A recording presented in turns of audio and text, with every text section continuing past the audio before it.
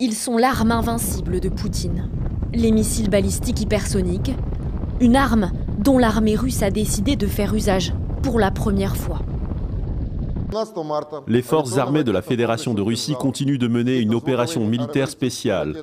Le 18 mars, le complexe aéronautique Kinjal, avec ses missiles balistiques hypersoniques, a détruit un important entrepôt souterrain de missiles et de munitions de l'aviation de l'armée ukrainienne dans la localité de Deliatine, dans la région d'Ivano-Frankivsk.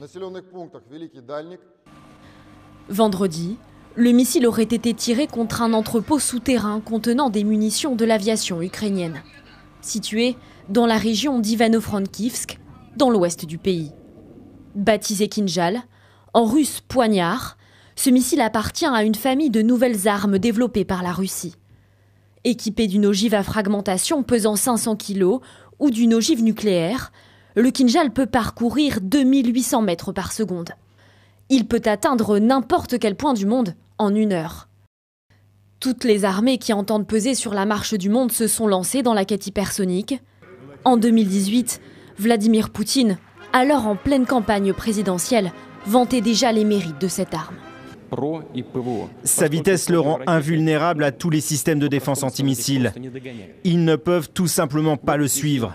Il est compréhensible que les grandes armées dans le monde entier souhaitent posséder un tel engin.